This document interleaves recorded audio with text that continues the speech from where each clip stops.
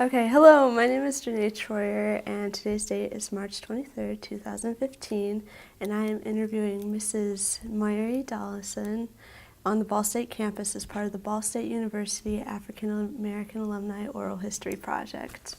Mrs. Dollison, can we start with where and when you were born? I was born in Tangipahoa, Louisiana. Okay, and can you describe your neighborhood where you grew up? It was a very small village. We had one street light, and it was down Highway 51. Very rural. I think there was maybe one store and one school in the black community, and very, very small post office. Okay, and could you tell me who your parents were?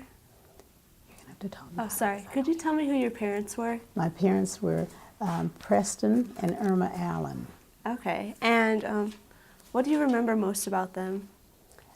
I remember most of that. My parents were very hard workers, and they encouraged our family to be very hard workers also. Okay, so that's where you get it from. Could you tell me the day you were born to? Yes, I was born in December 41. Okay. And what do you think your parents valued most? I think they really valued hard work. They did not want us to.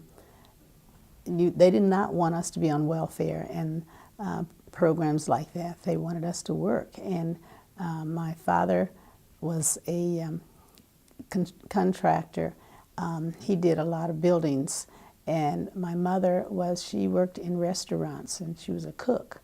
And she also did day work in homes. So do you think, financially, were you ever struggling, or did that hard work pay off? Well, because they worked hard, we didn't really struggle, but they saved everything. They wanted to make sure that they had money, and we had food. We didn't spend a lot of money on clothes. We really didn't spend any money on books and traveling and things that are cultural. Mm-hmm.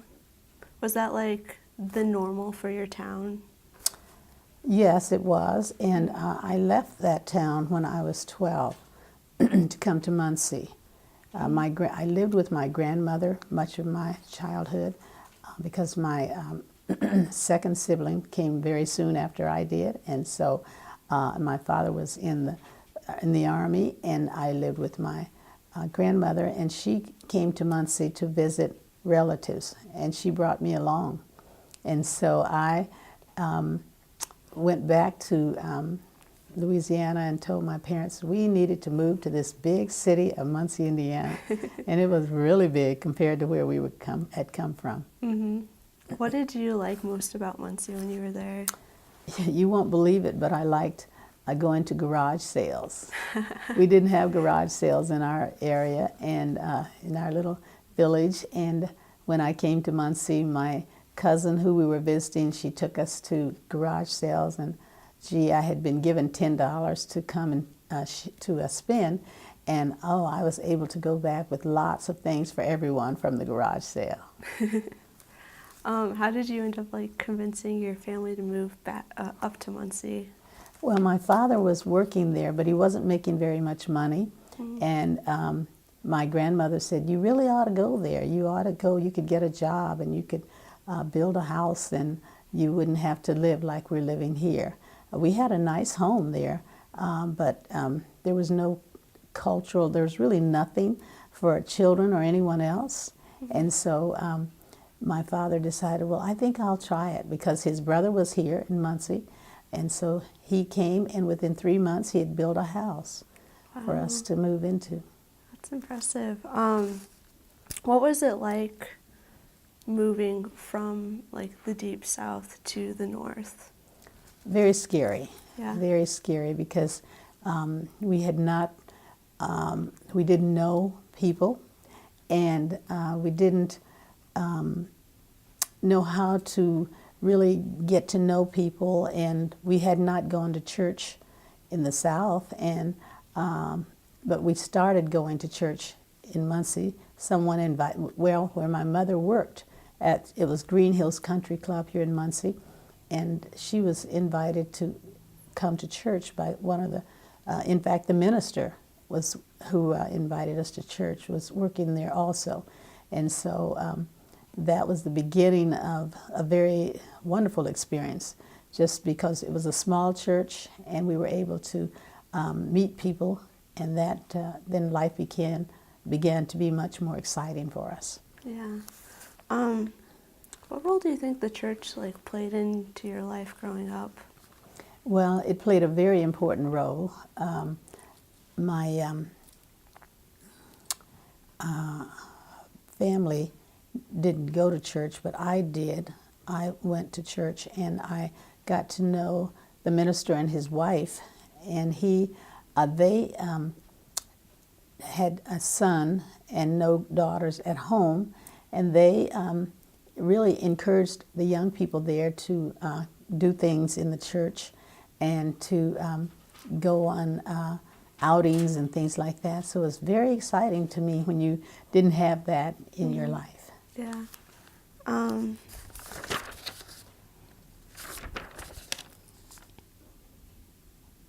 Okay. Do you have any siblings? Yes. There were 8 of us, and I was the oldest. So I was the one who really helped at home and learned a lot about working with children. And because I was the oldest and both of my parents worked evenings, so I was the one who really was the caregiver when children were at home. Yeah, so you think you definitely filled that oldest sibling role? Yes, Yeah. yes. What was your relationship like with your siblings? You know, of course they think, well, you're awfully bossy, and you know, because they had to do what Mom said that I should tell them to do, and I was, to this day, you know, it's like almost a second mother to my siblings. There were 6 girls and 2 boys, and when I got married, my youngest brother was just 4 years old. Okay. So.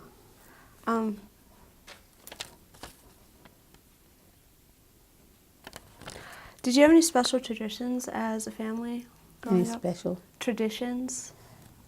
The only thing that we really did was to travel back to Louisiana, and we did that at Christmas time, and I didn't like that because we would have to, you know, go back to be with family, and we really couldn't have Christmas in Muncie, and we, you know, we could have a Christmas tree for a very short time, and then we'd have to take everything or not take everything to the on the trip, and I didn't like that at all. We really didn't have traditions except for church. Church became a very important part for me, and then my mother started going to church, and my father started going to a different church, so church became a very important part of our lives. Okay. What denomination were you?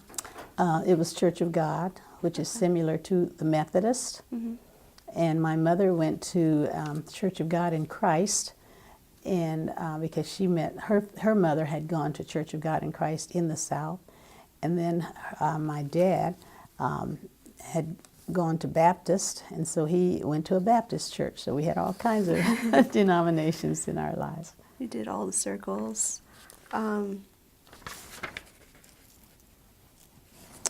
What was what do you remember about the minister at your church?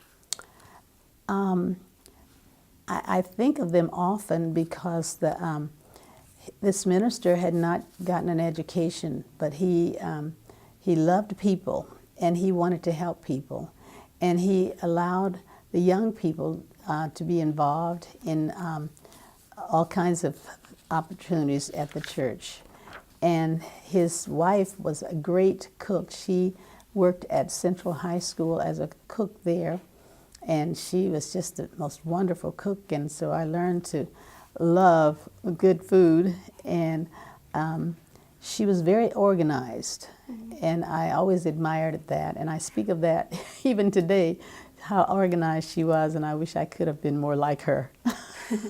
What were their names? Do you remember at all? Yes, their names were Inez, Reese, and Joel Reese.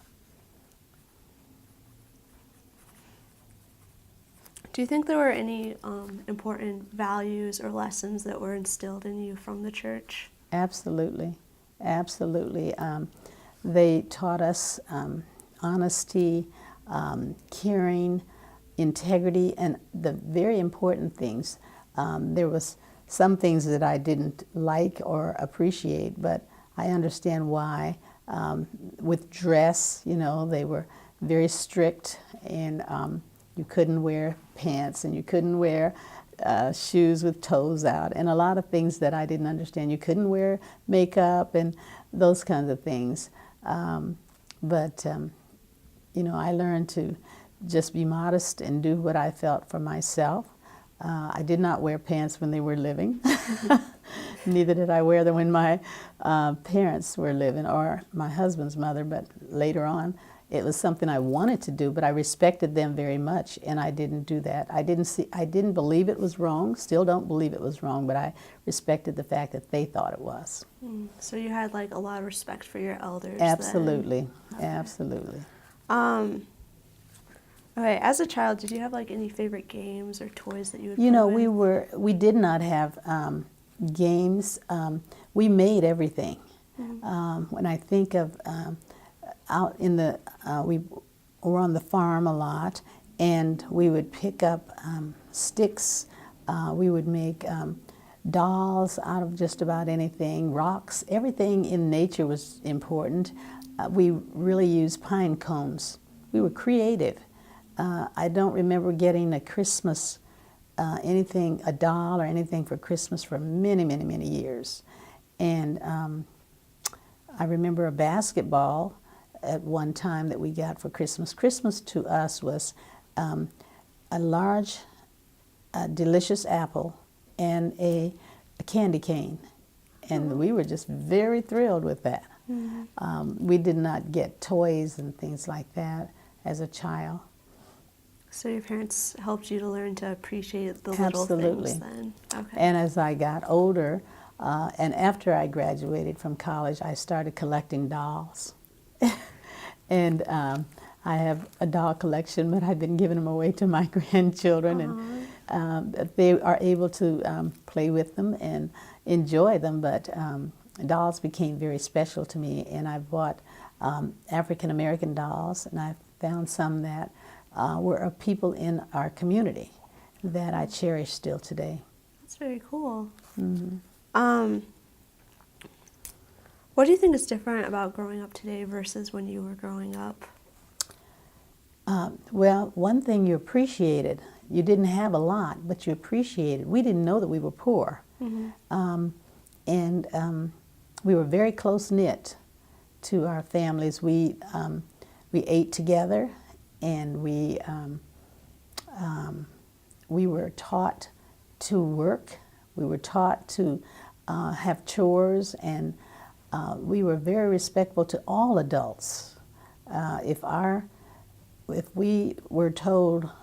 parents were told anything from school or whatever, we would really be in trouble. And our parents respected the teachers. They got to know the teachers, and the teachers would come. I never had a bad report, thank goodness, because I was always fearful. I was going to do the right thing. But we had teachers in Muncie at Longfellow School that would come to the home and would report if there was something one of the kids would do. And none of us wanted to get those reports, because if we got a report from school, we were going to get in trouble at home. And so we really, it was so different, and you cared about all adults, and all adults cared about us. If someone saw you doing something wrong, they would discipline you, but they would also tell your parents. Okay. So I think that, to me, I appreciate that, and we carry that on more with our children too. We wanted them to understand that you respect authority, you respect adults, you respect family, and treat people like you want to be treated. And that's kind of my motto. Yeah. Okay.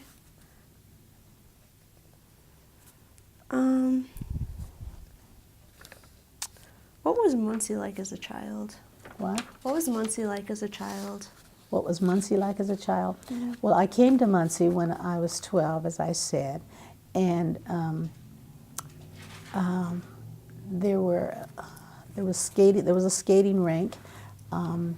There were libraries, of course, but my family was not able to be involved in most of the things that we had in our community because my parents, I said, worked, and so we could play in the immediate neighborhood, but we were not able to get very far away from home. And when it got dark, you came in and you knew to be in, and they didn't have to remind you to be in the home. There were there was movie theaters and things like that, but my parents didn't feel that we should go to them. They didn't want to spend the money for one thing, but neither did they want us to be, you had to sit in segregated areas, and they didn't think it was safe for us to have to sit way up high because they couldn't go with us. There were, restaurants. You couldn't sit at lots of restaurants. You couldn't swim in our swimming pool, the Tui pool. My husband helped to integrate that pool later on. So it was very segregated, even in Muncie. And I didn't understand that because I didn't know in the South, we never really associated with anyone. So I didn't know, and I had to learn that. And when I came to Muncie, and I will never forget the first time that I went to school, it was at McKinley Elementary School in Muncie on Walnut Street. And I did not know, it was getting colder, it was in the fall, and the children were cruel. And I didn't know that you had to have gloves and hats and all of those things. And I had nylon gloves because we wore them to church. And I wore those to school, and the kids laughed at me, and I felt so bad about that. And I remember that to this day. And so that's one of the reasons I always want to make sure children have what they need, because it's and my parents didn't think that you should have to buy extra things like that, that you've got this and you wear this. So it was different. But I did have a good teacher at that school. And as I grew up and went to college, she became a very good friend. And she really helped me as a teacher. Her name was Salome Brown. And she wanted me to go to school. She knew that I was a teacher. She wanted me to go to be an administrator, but I never wanted to do that. She encouraged me to do it, but I said I didn't want to. I just want to teach. And her daughter just contacted me just recently in 2014 and asked me if she could come to my house and we could get together and talk about her mother, and of course I did, and so we've become very close again from that experience. It's very cool. When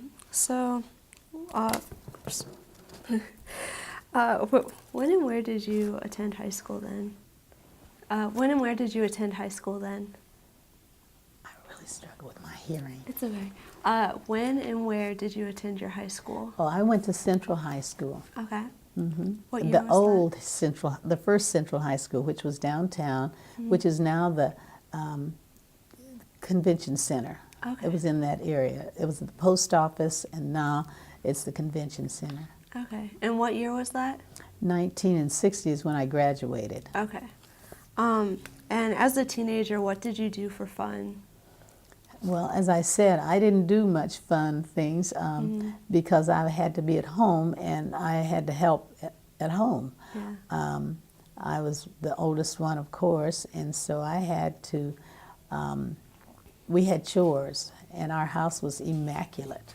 And I didn't like to clean the kitchen, and my mom didn't make me clean the kitchen. She let my younger sister clean the kitchen, and I did the bathrooms and other rooms. And but we worked. We were always busy.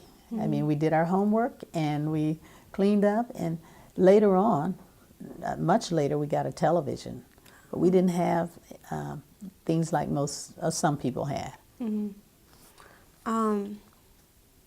So then you probably weren't involved in any extracurriculars at school then? No, not at school, and not at college either, because I worked when I was in college. Yeah. Yeah. Did you ever wish you could? Did you feel like you were like missing out on something? I didn't then, but as I grew older, I did. I felt that I was cheated out of lots of things because, you know, I had to be a lot of my friends would ask, you know, why don't you come and go with us to this, go skating, or why don't you come and go with us to whatever. And I couldn't do that, and because we didn't have a lot of family, so, you know, we had to be at home. And as I grew older, and I realized that I missed most was the library, because we didn't have books at home. And since we didn't have books at home, and I would hear kids talk about going to the library, and it's free, and I'm thinking, well, why, you know, when I look back on it, that bothered me, not having books in the home. And it was it really hurt, because you didn't have the experiences, you didn't have exposure. So, you know, I felt very backward when I came to Ball State. Okay. I just felt like, you know, I was fearful. I didn't trust people. I didn't know, you know, I mean, it was very difficult. My first year was very difficult. And I started in the 10th grade. I got a job away from home, and because most of my siblings were older then, and I was able to get a job, and it was at on Nickel Avenue, across from Burris High School. And I worked for this Crapo family, and it was a mother who was a single mother, and she had 4 children, and it was a very fragile family and needed a lot of help. Well, I had the experience because I had worked with my own siblings, and we became close, and I was able to drive her car and take the kids everywhere. And I was just 16 years old, but I was very mature because I hadn't been a child. I'd just been an adult most of my life. So, but I would see all of these students at Ball State, not many then, it was about 1,200, and I thought, I do not want to be working like this all my life, because I would work weekends, I would work whenever she needed me, and she had some problems, and so I was able to help her and help her children. So therefore, I wanted a different lifestyle, and I said, I'm going to go to college. But I wasn't prepared to go to college. Nobody had talked to me about, what do you want to be when you grow up? Nobody had ever said anything to me about, what are you going to do later? We lived day to day. And my church, that little church, had a profound effect on me. No one in that church had gone to high school.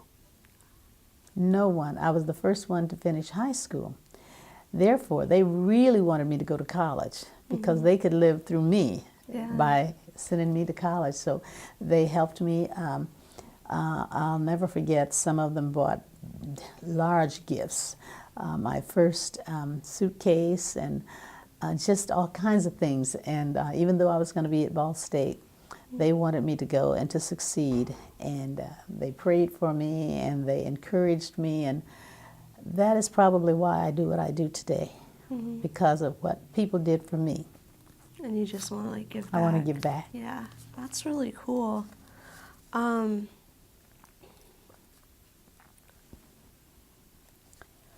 Other community members have mentioned that in high school at Muncie, they felt a double standard. They'd have their white friends at school, but then after school was done, those same white friends would call them names and stuff. Did you ever experience this? I did. I had one friend who was, she lived in our area. We lived in the Whiteley community, and she lived near that, and we were friends, but she could not come to our house. She would invite us to her house, but My parents wouldn't let us go, of course. But when we graduated from high school and I went on to college, well, she didn't go on to college, and she worked at Kmart. And to this day, she will see me, but she won't speak. Mm-hmm. You know, and it was so sad because we would be together at school, and they had you seated alphabetically, and you only knew the people who were very close to you. Mm-hmm. And so that was just kind of discouraging. And then at lunchtime, we would always eat with the black kids. You never got to know each other and to eat together and discuss things or anything, and you just sat at that. I was A, so I was my last name was Allen, and so just about 3 or 4 people did I ever meet in high school. Would you say you guys were like self-segregated at lunch, or? Yes, I think you do what you're normal, and people still do it today. Mm-hmm. I mean, at Ball State and high school and church and everywhere else, it's really sad that we don't get to know people and develop relationships. I've changed that. That I do get to know people. I'm very friendly. I wasn't in high school. I wasn't in college, and I wasn't for a while after graduation. But when I was forced to start the Motivate Our Minds program, and I saw so many young people who had lives like mine, and I know it was a God thing, that's all I can say, because I saw that kids were not doing well in school, and they had families like mine, that education was not the important part of their lives. And when I started teaching school, my first year was at Longfellow School, and the summers were just horrible because the children wouldn't read. And when you come back in the fall, it's like starting all over again. And so I felt that we needed to do something to change that as a teacher. And I asked teachers to come along and help, and I tried to get lots of people to help, but people wanted to have those summers off, and I could understand that. But I just kept feeling in my heart that I needed to do something.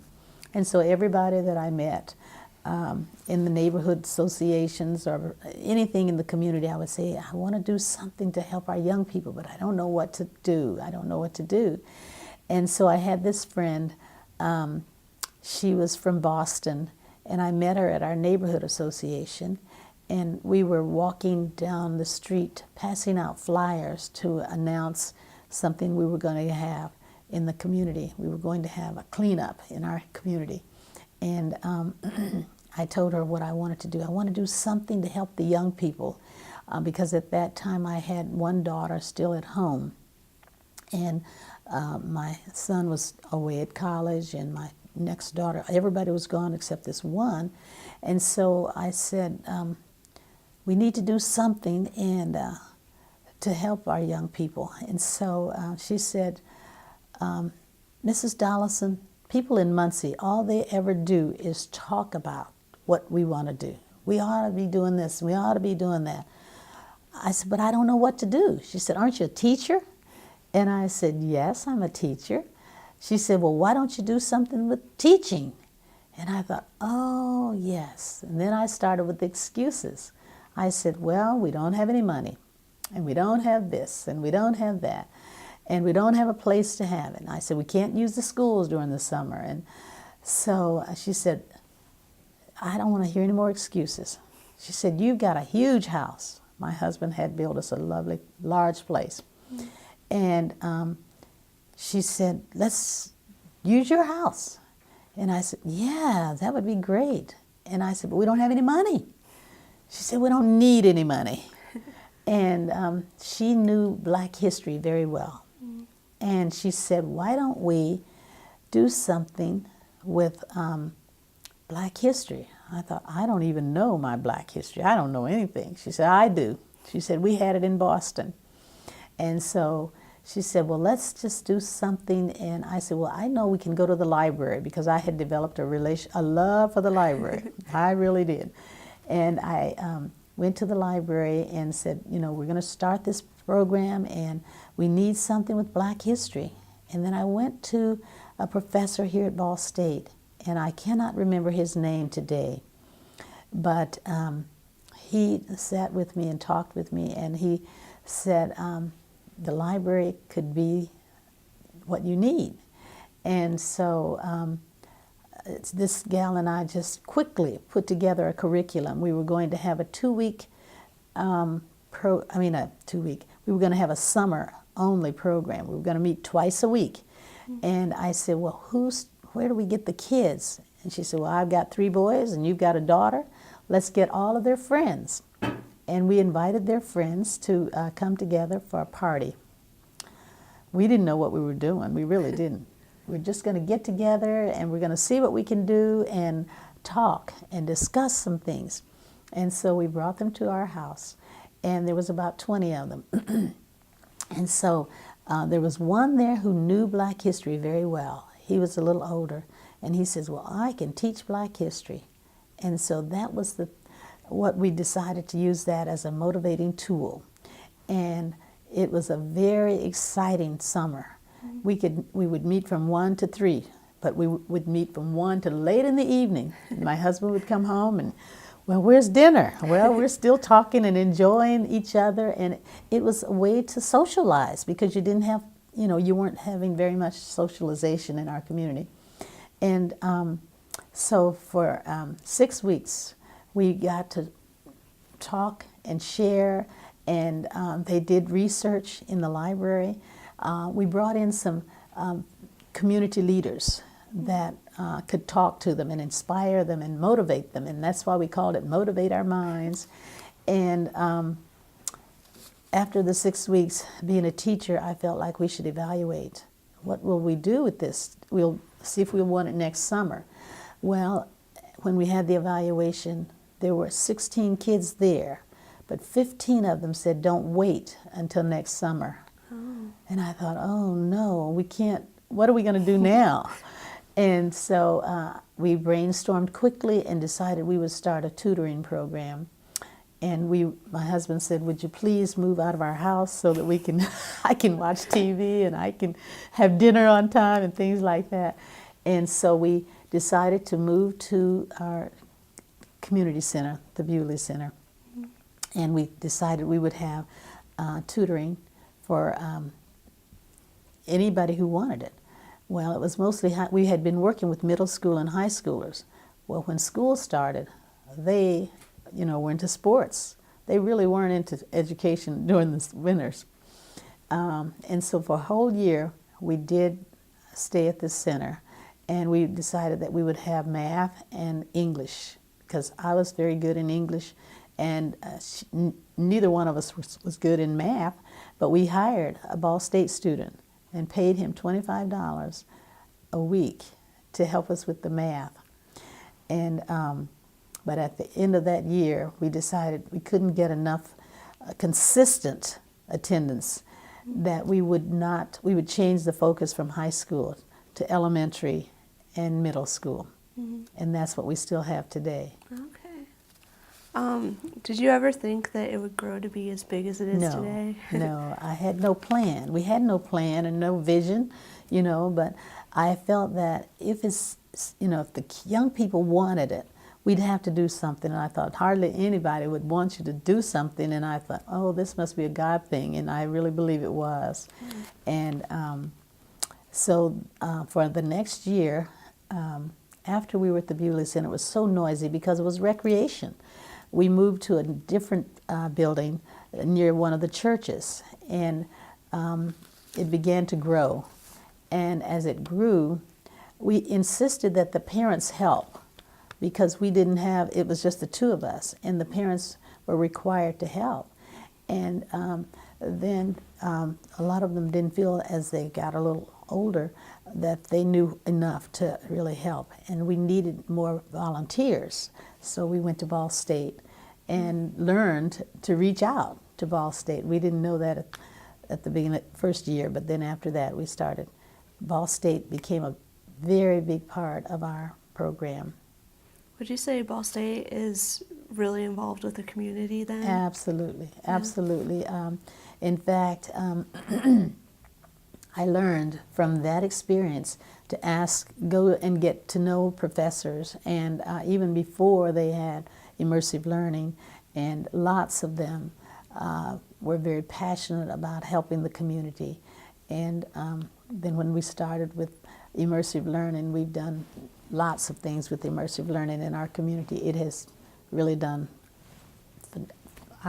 it's just made quite a difference. Mm-hmm. Do you think there's more Ball State should do, or is the... Absolutely. Yeah. Absolutely. I think there is.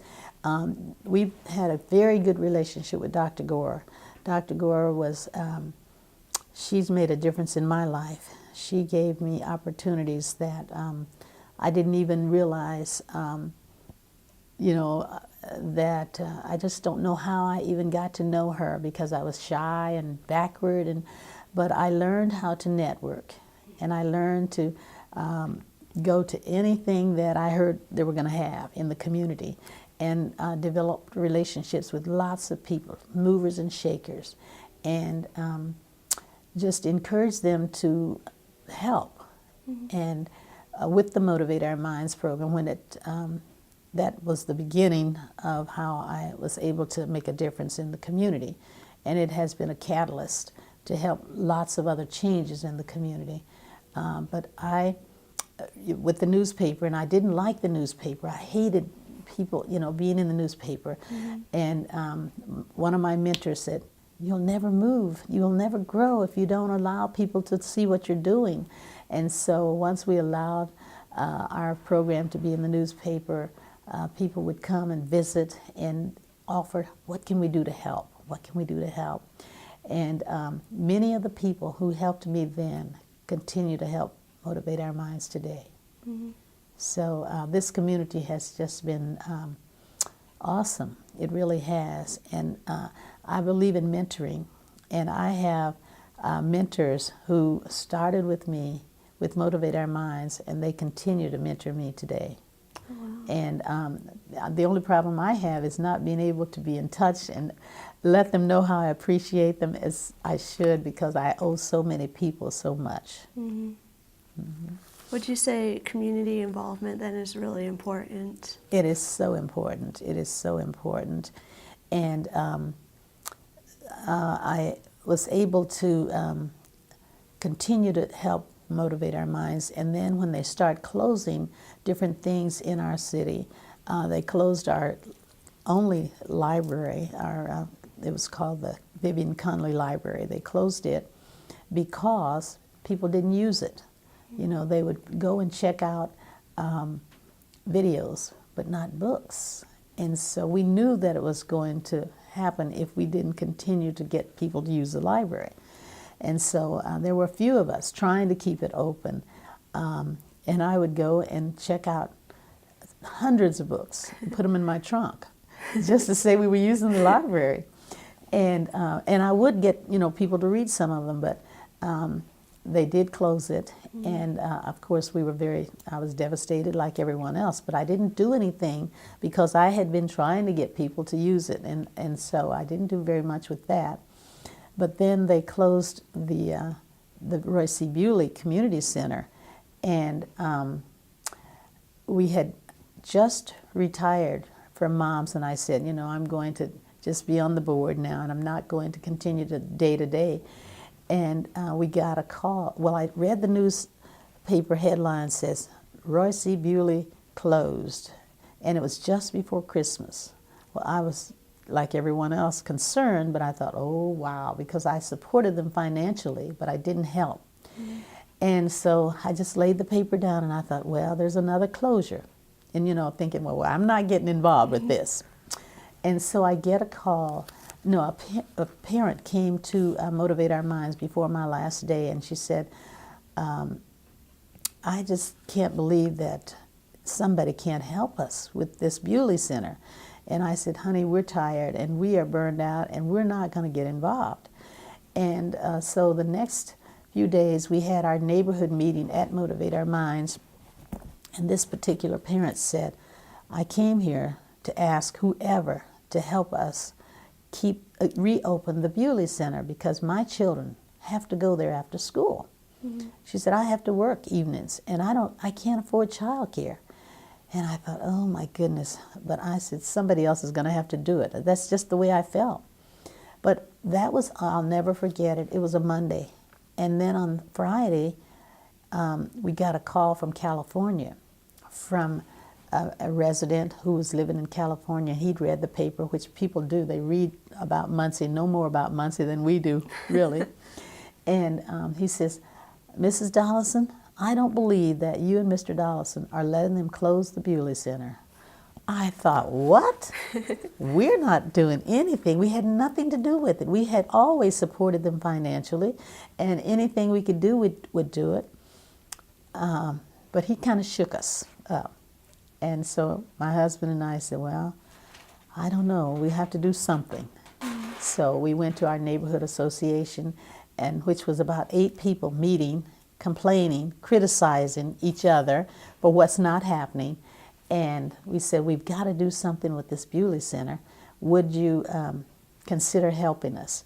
So my husband and I were both retired, but no one else was. Everybody else was still working. So we were the ones who were encouraged to go in and be the directors and just do whatever. But every one of those 7 or 8 people really helped us on weekends and evenings to clean up and to do everything. Again, we went to Ball State and said, we need some help. And so Building Better Communities helped us with Frank Sabatine to do a strategic plan. And we needed someone to help us because we didn't know what to do with this. I mean, this was no money again. And we had just got moms really going, and so we felt like, oh my goodness, what do we do again? We were tired of begging, for one thing. But we asked Frank Sabatine to come alongside of us and see what he could do. And so he helped us to get a young person to come and be I guess an intern, and to help us put a plan together.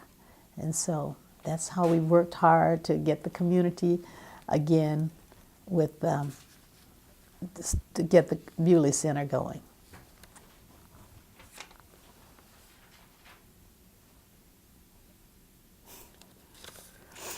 Okay, so I'm gonna jump back a little bit because we jumped forward a couple years. But let's go to when you started going to Ball State. I'm sorry. When you started going to Ball State, sorry. How did you choose to go to Ball State? Like, how did you settle on Ball State? Because I didn't, there was no money or anything, and I knew that it was going to be having to go somewhere local. Yeah. And my father was not going to pay for it, and I had saved enough money to buy an old car, but I asked for $100, I think it was, when I first started, and he gave that to me. And so that's how I started. But then I kept working at with that family to pay my way through school. Was education very important to your family? Not really, because they didn't know the importance of education. I mean, they knew that we needed to go to school. We were never allowed to skip school or be out of school, or, if you were sick, you were really sick. I mean, you had to be sick to stay at home. And so it was very important that we go to school. So, I mean, at that they knew, but they didn't talk about, my father had gone to, in the Army, had gotten some training, but neither one of them had really gone beyond 8th grade. So they didn't understand what education could do for you. Okay. So, how did you decide on majoring in elementary education then? Even in Louisiana, in the 1st grade, I had a teacher, and she was a teacher who would say to us, you can be anything you want to be. She inspired us, and she made me feel that I could do something. We had used books from the white schools. We had this just huge area that all through 8th graders were there, but it was, I mean, it was like a wonderful environment. We had this big stove that we had around us, and that we all helped to build fires, and I mean, I've just been surrounded with teaching you how to work. And but she was one of those teachers who, I mean, you didn't do anything but what you were supposed to do. And she had this long switch, and I didn't want that switch. I never wanted to be touched with a switch or anything else.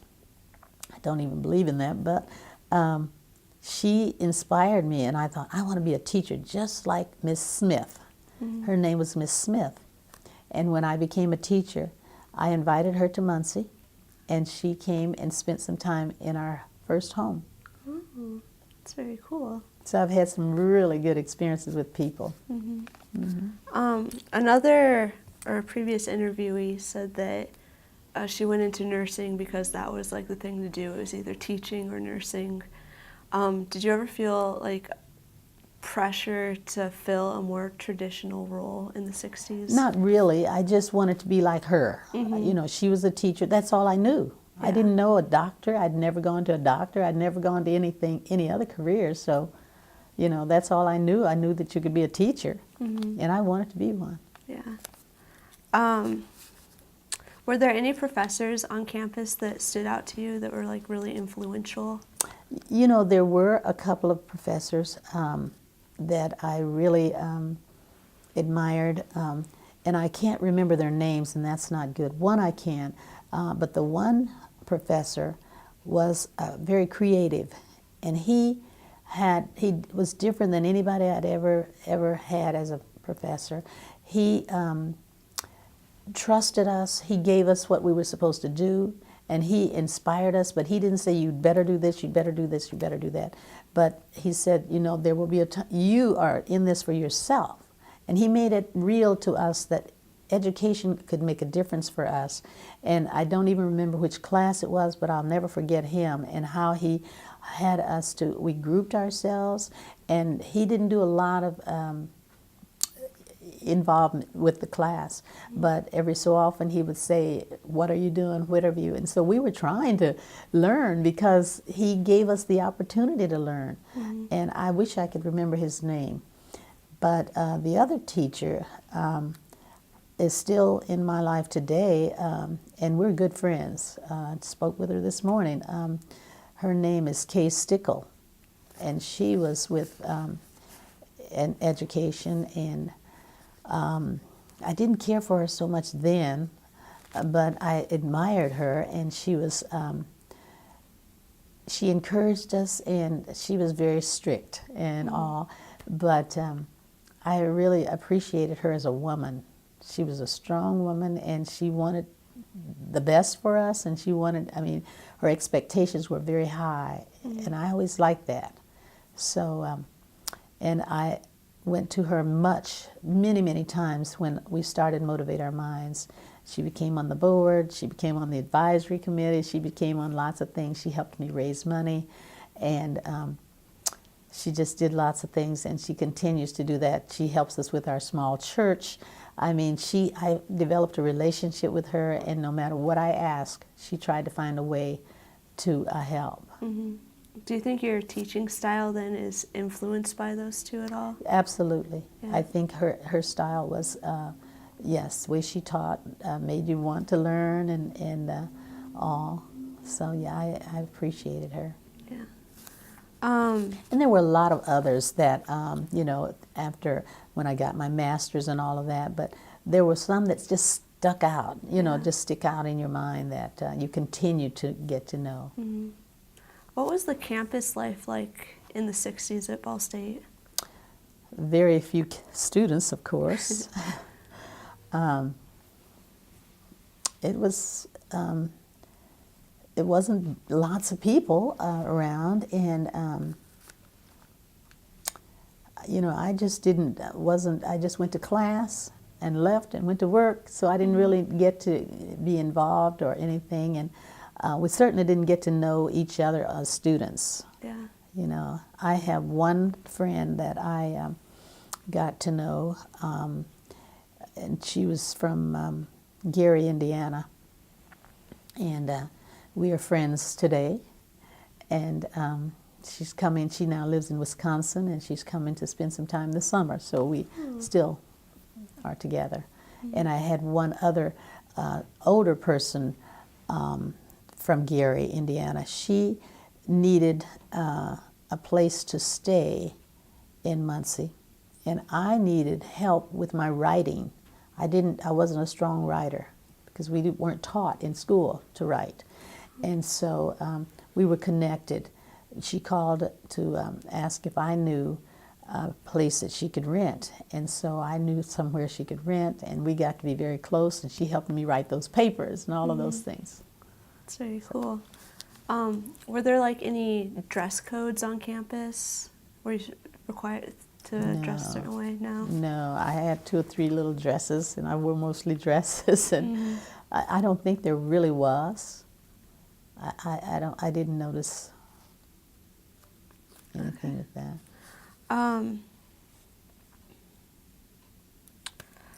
Do you feel like you learned any lessons because you had to place work over like extracurriculars? Well, I think I developed a work ethic, and I appreciate that because too many people don't today. And but I wish we could have balanced it. You know, I could have done some of the other things because culturally and you know, you do miss out on a lot of things if you can't get to know other students, and you know, so I think work is great, and we encourage our kids, but we encourage balanced life, you know. You got married to your husband while you were still in college, right? How did that affect everything? Well, my parents weren't very happy, of course. That was, I was a sophomore, and we were both sophomores, and we wanted to get married because in those days we didn't feel like sex was we felt like we were Christians and we wanted to not be sexually involved, and so he felt like he wanted to have a wife, and he didn't want to wait till we graduated. And my mother, she did not want that, and it was a bittersweet year for me. And she didn't. She wasn't even going to the wedding. She wasn't going to have a wedding, and she could have afforded a wedding. And so, but I had some friends, and they put together a beautiful wedding for me. And at the Schaefer Chapel Church, the church that we have worked on recently, a historic church. And that's why we have worked to help that church to be on the National Registry and all that. But soon after she got to know him, he became her favorite son-in-law and stayed with him. I mean, she was with him all of the rest of our lives. I mean, he's been her favorite. Yeah. And what is his name again? Cornelius. Okay. And I like the story of how you guys met, or how did you guys meet? We went to high school together. We went to Central together, but he did not like me at all. And then when we went to college, his cousin was a friend of mine. We did get to know each other, and she introduced us. Okay. And so. Did you like him in high school then? Pardon? Did you like him in high school I then? did. Yeah. I did, but I wasn't. My parents weren't going to let me date or do anything, you know. I mean, no, so. Yeah. But and I wasn't going to be pushy, you know. Today I would be pushy.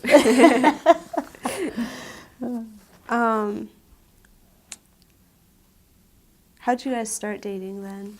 What? How did you start dating then? Dating, we didn't really date. I told you my younger brother was 4, and he always went with me everywhere we went. And my husband, he called my father. He knew my father had a house for sale, and he called my house to see if he could talk to him, because he had finished school and his parents made him save his money and buy a car, pay it off. Then she said, you will buy a house and you will not just waste money. They were both like that. And so he called my home to speak to my dad about this house that he had for sale. And so my dad didn't happen to be home, thank goodness, and I answered the phone. So I said, he's not home, and he said, well, what are you doing tonight? And I said, nothing. And he said, well, would you like to get some ice cream? Well, I go and ask my mother, can I go and get some ice cream? You know, this is 18 years old, 19 years old. And so she said, yes, if you take Mitch with you, your younger brother. So that's how we started. And we did that for about 3 months. And then we got married. Oh, wow. But you guys have lasted a long time. Yeah. How many kids do you guys have? How many kids do you guys have? We have 3. 3 kids? 3 What are their names? Larry and Lisa and Leela. Okay. So what was like the hardest part about raising 3 kids, do you think? At this point in my life, I really loved being a parent and being a teacher, and I didn't find it hard. At that time, I was very organized, and he helped me a lot. We taught our children to be very, not workaholics, but they all had chores, and our house was very organized, and we all worked together. And because I was a teacher, the thing that I did that I wouldn't do today is we did make sure everything was done at home together and all that, but we didn't go out to eat and do a lot of cultural kinds of things, because we would always have to make sure that everybody's homework is done and this is done and that's done and all that. On weekends we would do the laundry, we would do all these other things. But I didn't find it hard. I enjoyed my children, and we have 7 grandchildren and 1 great-grandchild, and we are a very close-knit family, and we schedule times to be together. We're busy, but our kids come first. So I loved having a family, and I had said I would never have children after I'd been with my siblings for so long, but after we were married a few years, I thought, I do want to have children. Yeah. So. What makes you like proudest about your kids? Because my kids are very close-knit, and we support each other more so now than we did earlier. My son has cancer, and so that has brought us very close together, and he's had 3 bouts with it. And so we always made it, quarterly we would try to get together and do things, but now we get together all the time. I mean, nobody's too busy. Yeah. We just get together. We probably twice a month. My son is in Fishers, and my daughter is and her family are in McCordsville. Okay. And then I have 1 daughter here who has a daycare, and her husband's a minister, and they're very busy, but we still make time. You know, we really understand the importance of family and getting together. Okay.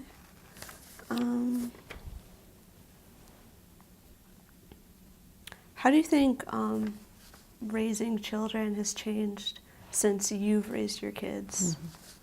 Yes, because, you know, you hear this, that it takes a village. It really does. And our children and our children's friends, you know, all of us knew each other. We knew, and we did not want, we were concerned about their friends. In fact, we insisted our kids, most of them, come to our house because we knew what was going on at our house. And we didn't encourage them to go to others' homes that much. And we knew who their friends were.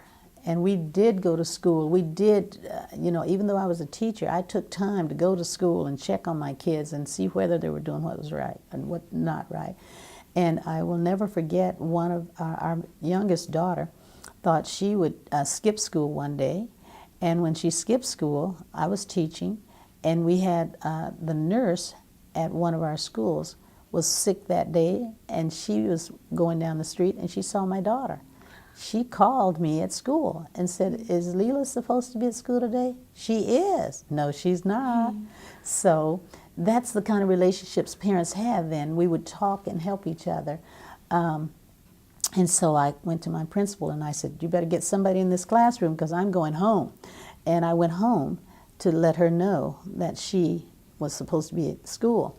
And so her punishment was to go to school with me because, of course, they kicked her out of school. I mean, you know, they say you're out of school for a couple of days or whatever. And so she had to go to school with me. Well, she was embarrassed to tears. And, you know, because she had to tell why she's out of school. And so it's different now. You know, we don't respect teachers. We don't, you know, I mean, our whole system is in need of repair. And the teachers are not respected like they were then. And just so many things that are happening with education that shouldn't be.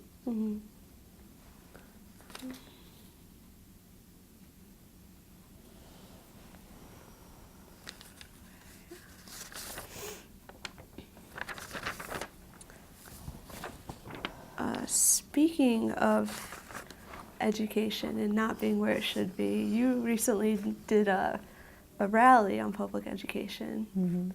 And you said you were like protesting like you did in the 60s. What exactly, like, could you describe to me what the rally was about?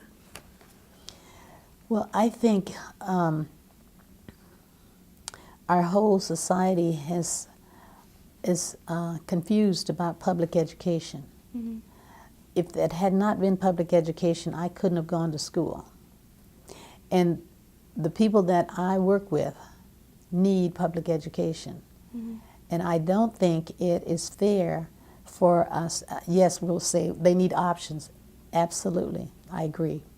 I agree that there can be charter schools. I agree that there can be private schools and home schools. All of those are great. But I don't think you should take the taxpayers' money to give to private schools. Private schools are mostly, I'm sorry to say, Catholic schools. And I don't think we should support private schools like that. And that is my concern about it. And I think we should have the same standards for charter schools and public schools and all schools.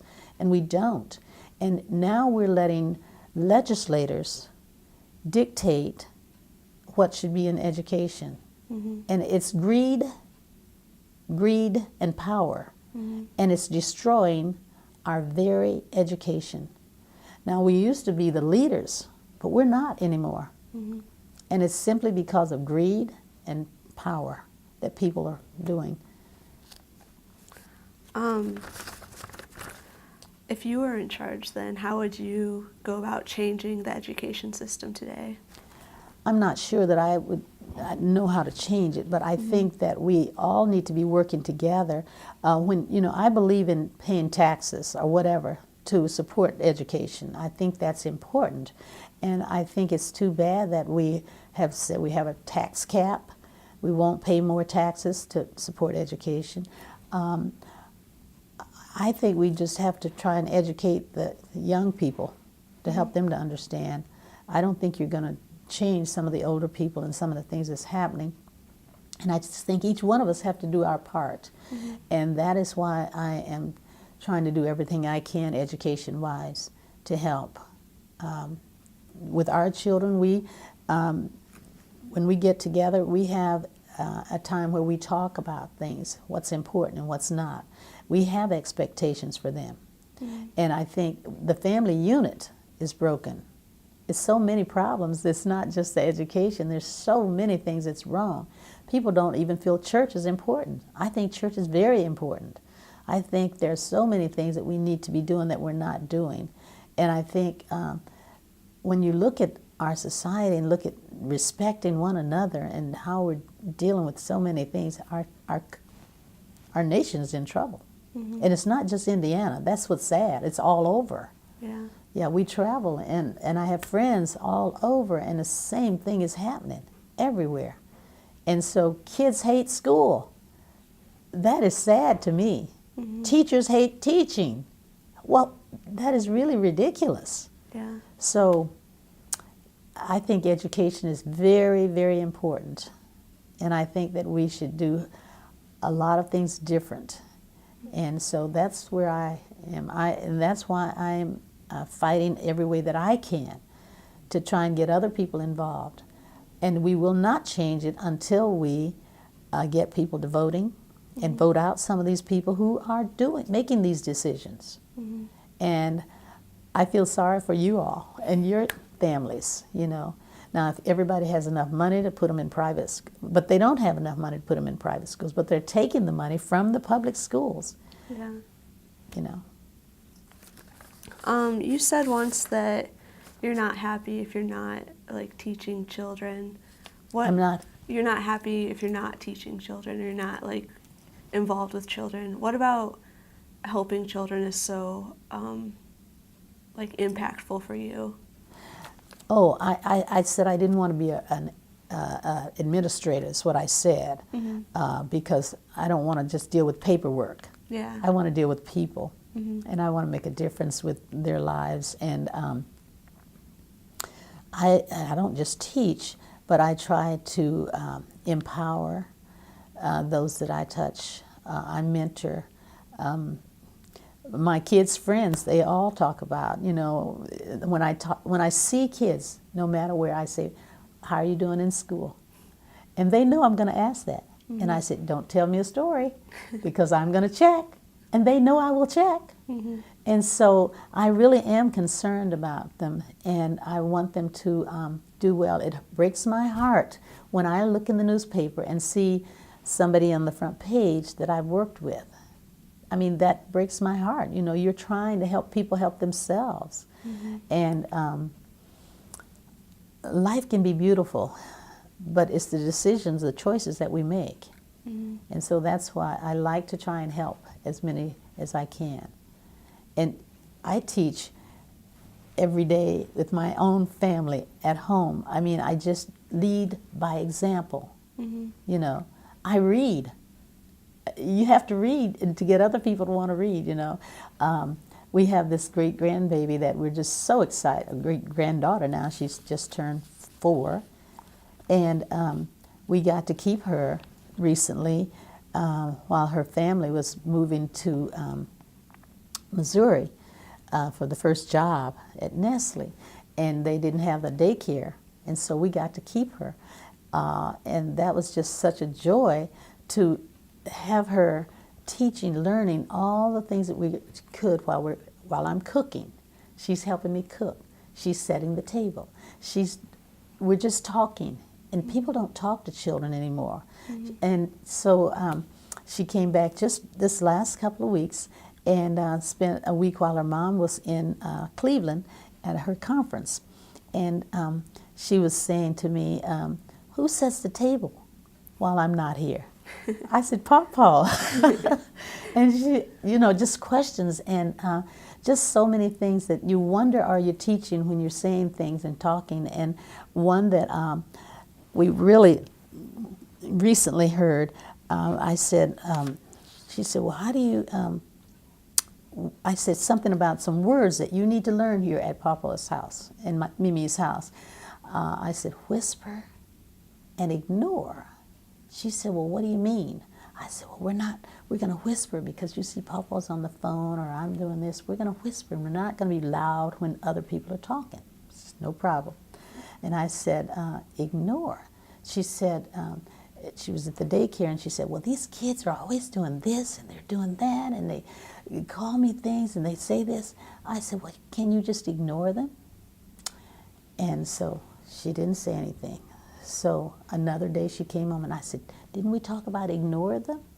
She said, yeah. So we were talking just real recently, and she said, I said, Cammie, I don't think you picked up those toys that you put out there. She said, I'm ignoring you. I said, but there's a time to ignore, and you better not ignore me on this one. So they do learn. So, you know, just talking to them, and that is just so, it's such a way to teach, just talking and letting them talk and letting them listen and all. That's what I feel about teaching. But I just have so many things like that I learn from children every day. You got to be really careful what you're saying to them. Yes.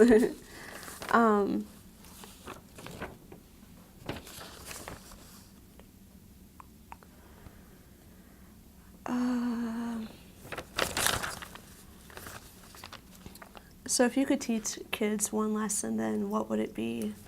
I could teach. Kids one lesson. I'm sorry. Okay, if I could teach one lesson to them, I would teach them to treat other people like you want to be treated. And I would teach them to help yourself. Don't depend on anyone else. You know, learn. You know, I don't want you to have to depend on somebody else for something. I encourage them to, that is what we're doing now, is to help people help themselves. I think it's so important to, you feel better when you can help yourself. You know, I mean, your age, I mean this computer age, I am struggling with it as an older person. But I sure feel better when I can learn something and not have to ask my grandson or my granddaughter, you know. So that's what I want to do. I treat people like I want to be treated, and I want to have children. You know, treat people like you want to be treated. Do you want to be treated fair? Do you want somebody to say mean things to you? Those are the kinds of things that I think respect. Do you respect me? I'm going to respect you. Those are the kinds of things I believe is important to teach. Do you think it's important to also teach students African American history? Absolutely. Absolutely, I do. And what I am going to do now, I am working on a year-round curriculum, not just for African American history, for my children and my grandchildren. They don't know the history. They don't know history, any history. So what we're trying to do, a friend and I are trying to get some other things behind us so we can put together some history from Black history, some other history. Kids now don't know hardly anything about anything. And that's what I think is sad. But I think to feel good about yourself, you need to know your history. You need to know your history. And when I look back at my family and all, I feel good about knowing that they worked. I feel good knowing some of the things that we've struggled through and how we've made it, you know. And I also feel good knowing that it didn't start with slavery, but our kids don't know that. I hate February.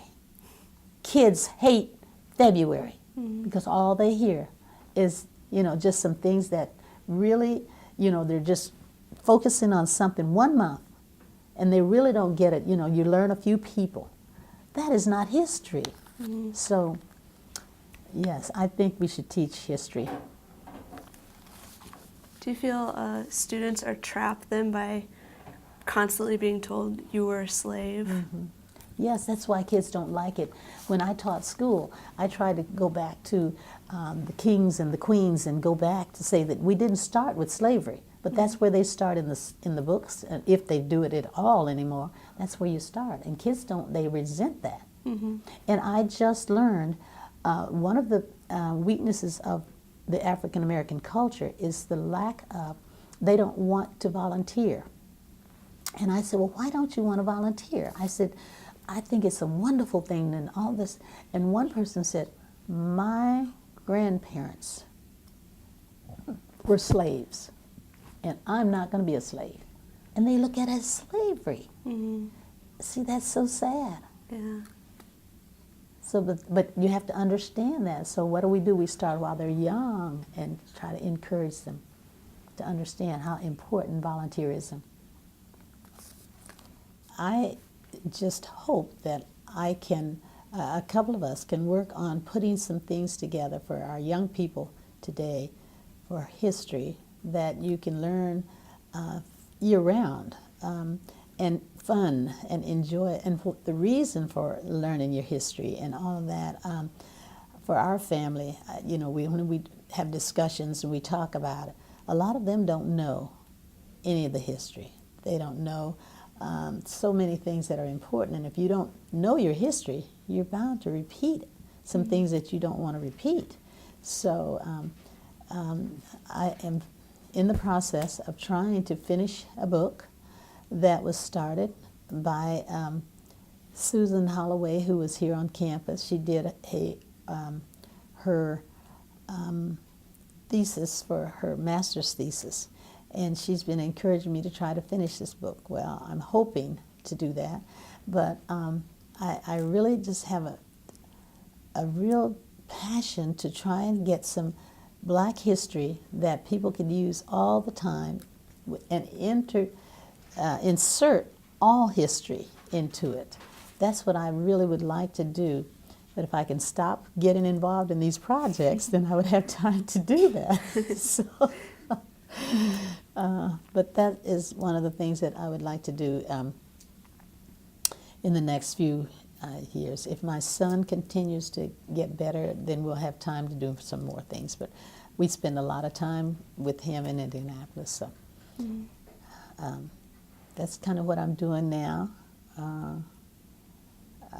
My husband wants to fish more because he hasn't fished for 3 years since we've been doing some things. We are currently transitioning from being president of our neighborhood association to another president. And we have a plan that we hope will be a model for the whole city. And we're going to be introducing that very shortly. How working together and involving everyone can make a difference. That's what we are planning to do between now and June, the end of June, which would be to involve, we have 8 churches in our area, in the Whiteley area, and we hope to have some large churches or temples or whatever to come alongside of them to adopt an area, and we will have our whole area completely cleaned and renovated and just beautified according to our, we're going to be encouraging Ball State and everybody to be involved. This was a vision we've had for some time, and we're in the process of putting it all together. We're meeting with Building Better Communities and also the mayor to show what could be done. And if we do this in our area, then we can do this in another area, and the whole city could be, we really don't have to have areas that are not clean. You know, when people bring, when the city officials bring in people, they take them down certain streets, whatever. But we've had people say, well, what about the rest of the community, you know? And they would like to see the whole community. And we wanted them to be very proud of our area. And that's what we're working on. That's the latest project we have, is working with our neighborhood association. And we're excited to have 7 goals, and we have 7 committees and 56 people working together. And they're not just from our area, they're from all over Muncie, Yorktown, Delaware County, everybody working together, getting to know each other. So we're excited about what's happening now.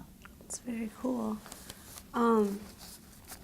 Would you say, like, African Americans, like, in segregation, do you think,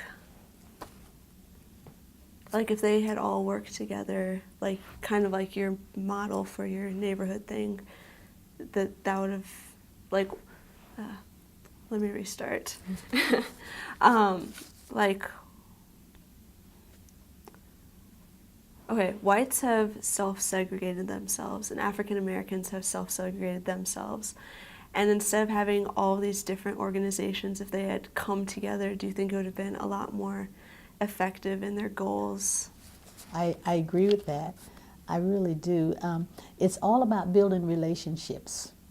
And that is what has, for me, my life has been very rich because of the relationships I built. And I built them with very poor people, and I've built them with very rich people. I mean, I had a very good relationship with Dr. Gore. I mean, she emails me like, you know, like we're friends. And I don't agree with her with a lot of things, but that doesn't mean we can't know each other and get to, you know.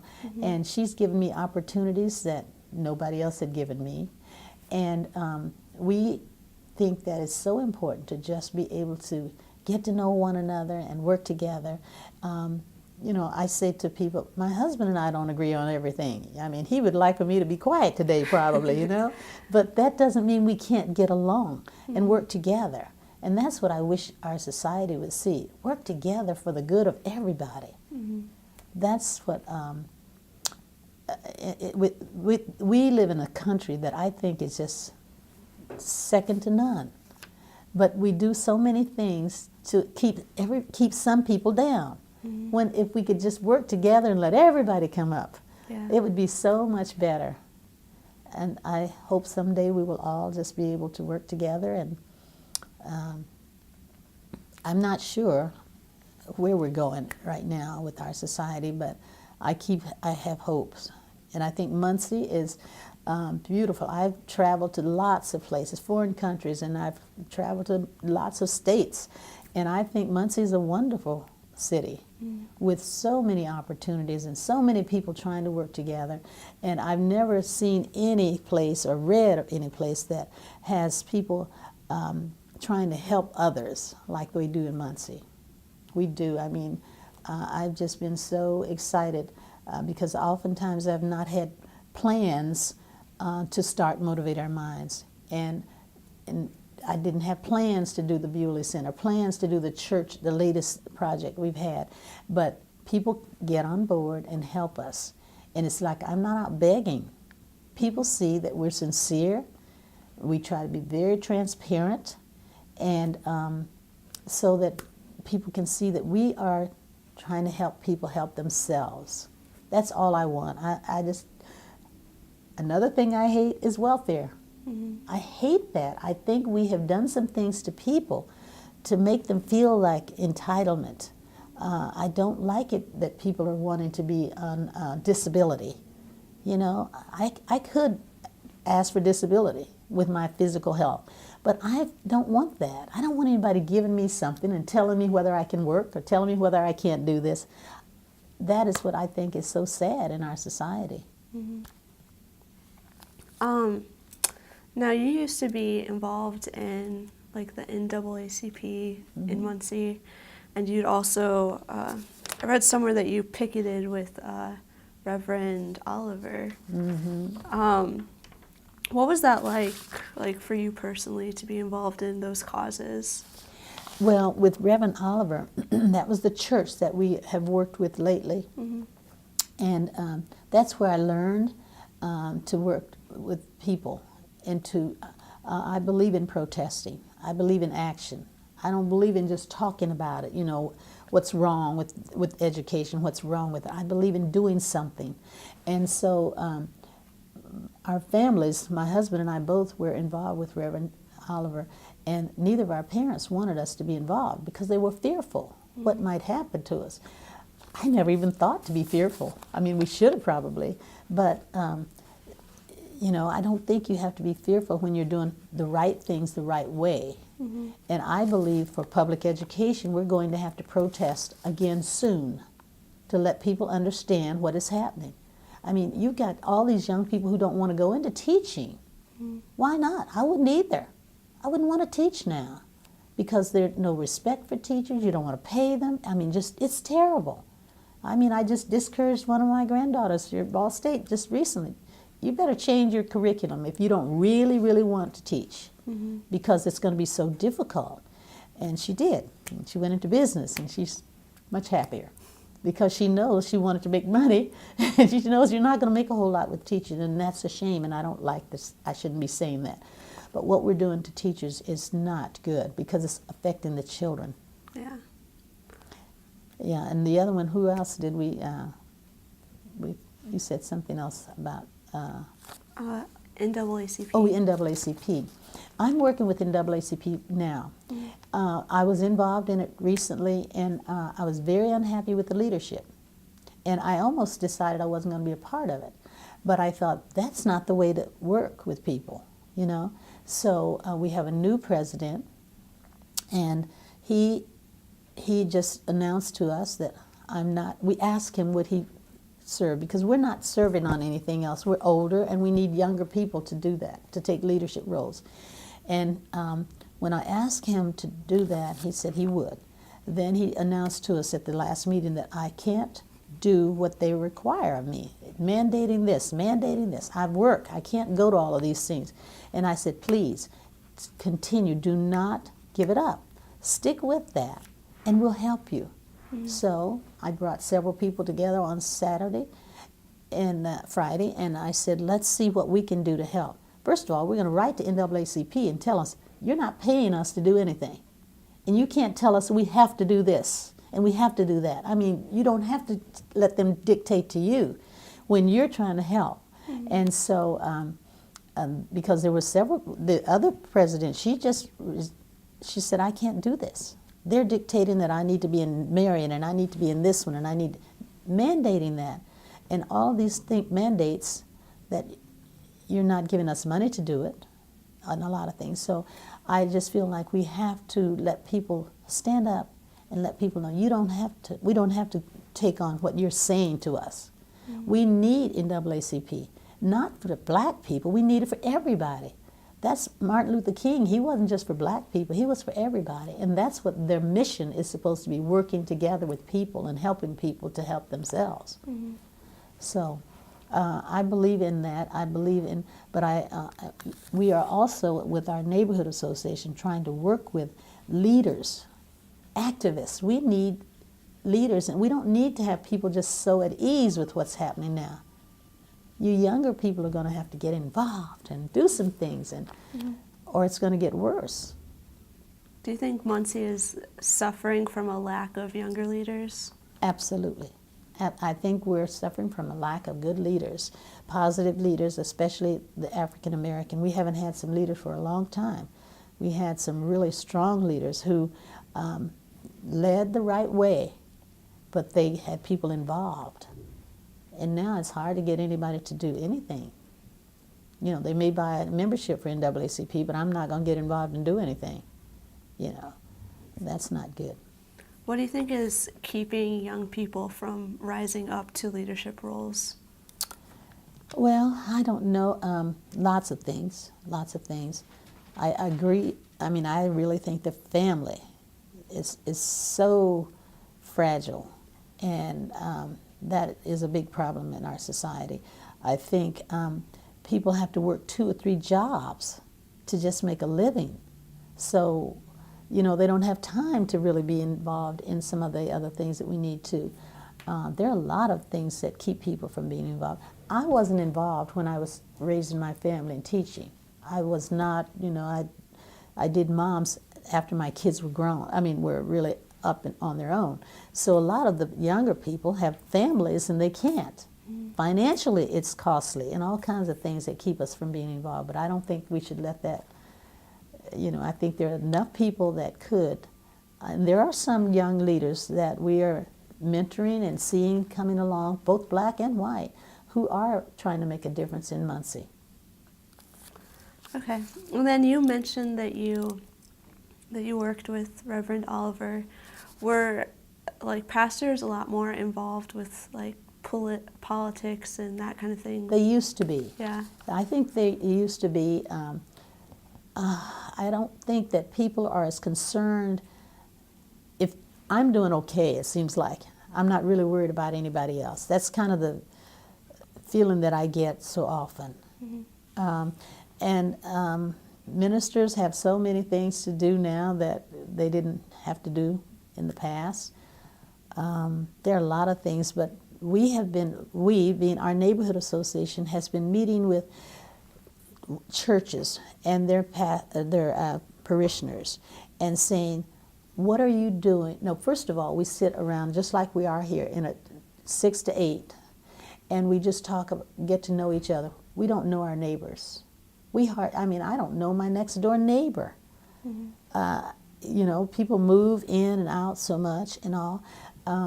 When it was very cold, my next door neighbor came to my door, and I didn't know him. He happened to be Hispanic, and I didn't know him. And I'm thinking, oh, I'm home by myself. My husband's out of town. Do I let this man in my house? Well, I did let him in because I thought, now, it's cold out there. He needs something. And he had misplaced his cell phone and he needed to use a phone to get something. But anyway, we got to know each other now. But I'm saying we try and sit around and get to know our names and where you work and a few things about you. And then we say, what are you doing in the community? Church? What are you doing in the community? And then we say, what's Whiteley doing in the community? And then what can we work together to do? And we have been, I don't know, I don't want to say, a lot of them don't know what to do. Mm-hmm. So, but working together, we can learn what to do. So that's why we're so engrossed in trying to come together and being involved with the community. That's very cool. I'm going to skip forward just a little bit, but you got your master's then at Ball State. Mm-hmm. What made you go back for a master's degree? We had to. You had to? Uh-huh. You had to. You had to have that in order to continue to teach. Okay. To get tenure. Okay. I don't think you have to do that now. Did having kids this time around make it a lot more difficult to get like a degree? You mean with my master's? Yeah.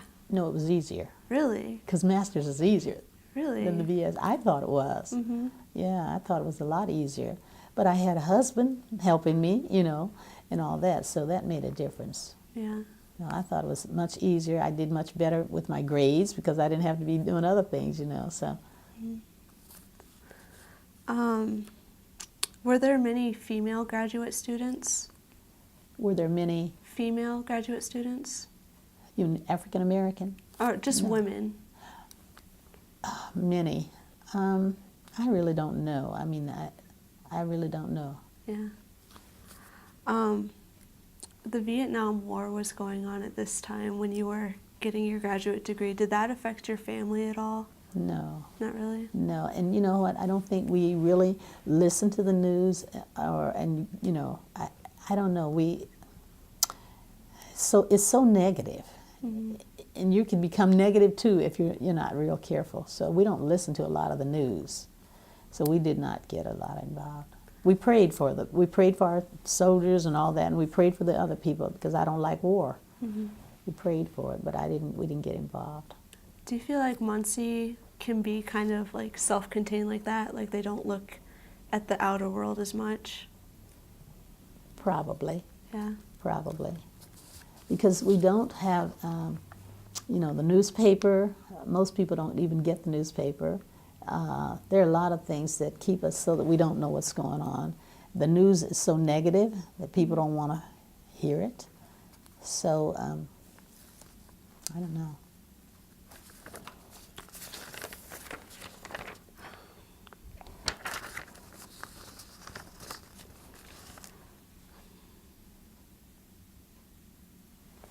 Okay.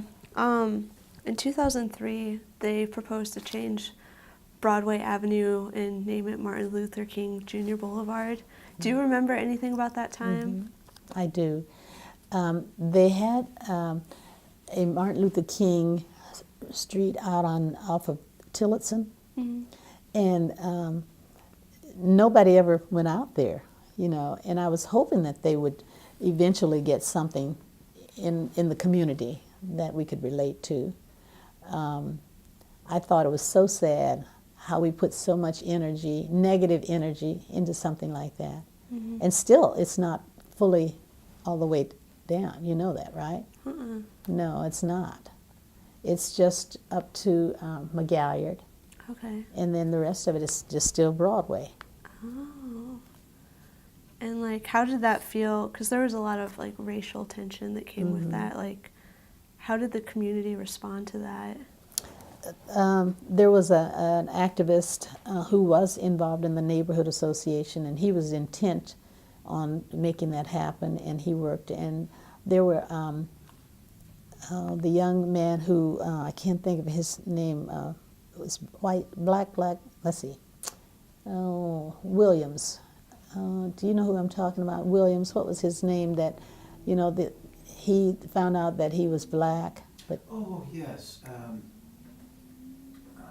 Gregory Williams. Greg Williams. He came and helped with that.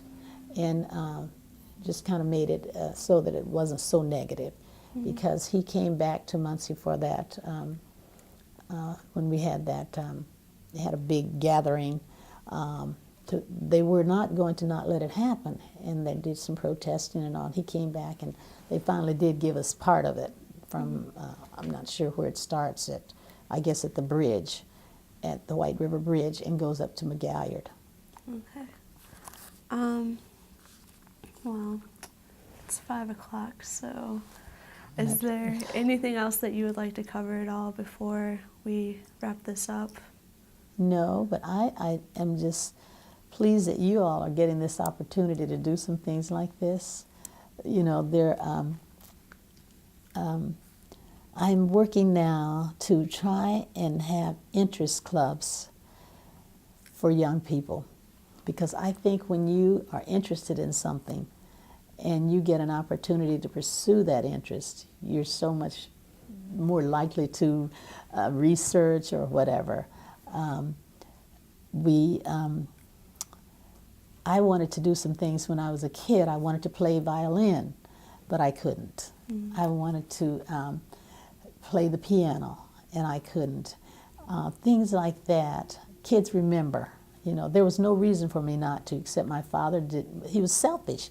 He liked big cars and bought new cars all the time, paid cash for them. But the things that we wanted, it was not that important.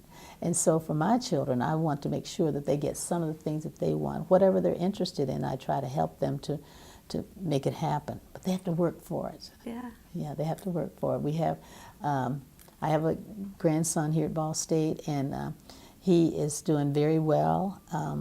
He wanted to play basketball, and he didn't get on the team. They probably needed him, but he didn't get on the team. But right now, he's pursuing finance and business, economics, and so, but I encourage him to volunteer and to help me and to be involved in the campus. He's in the Senate, I think it is, the governess or something like that. And, but I make him work for, you know, we help him financially, but I make him work for it, because I think you feel better when you work for something than if you just give it to me. So that's what I'm trying to do with my own family. And I'm trying to get kids, if they're interested in something, I want to find a way for them to do whatever they're interested in. And what they have to do is volunteer, to get volunteer bucks, and then we pay for it. We have some boys who like swimming and want to do scuba diving. Well, that's a very expensive sport. But because they have volunteered to do this Eagle Scout project, we will help them to make that happen. And right now we're helping them to go to Japan for scouting. Just anything that the kids really, really want, if they are willing to volunteer, we will make it happen. Because if you really want something, you're willing to work for it, then you should have it. And we also provide transportation. So there's no reason in this country, even in Muncie, Indiana, for kids not to do well if they really want it. And so our next step is to go to Central High School and see what we can do to help some of the young people there. When we checked recently, how many are in the Honor Society?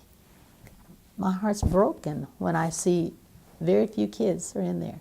Some of those kids are doing very well, but because of peer pressure, their friends, they don't want them to see them doing well. That's crazy. It's, I don't know. But I am so happy to see the two of you, and you're going to have to tell me what year you are and what your majors are. I guess you're in history? History? I'm public relations. Public relations, that's great. That is wonderful. That's what my granddaughter's in for Nestle, and she loves it. She loves it. And that's the one I was telling you about. It's gone to Missouri. Okay. So I'm just proud of you, and you need to help me with the Black History. That's what you can do. And I ask everybody to get involved, okay? I do. And I know you're busy now, but at some point you may have a few hours. We ask people to just give 1 hour a week and do something to help. And we have a lot of people doing that. That's why we are able to do what we're able to do, getting so many people involved. Well, that's really cool. But I guess we're going to have to end. So on behalf of the Ball State African American Alumni Oral History Project, I'd really like to thank you for your time. This was really awesome. Okay, so someday I may be able to see what you've done, right? Hopefully.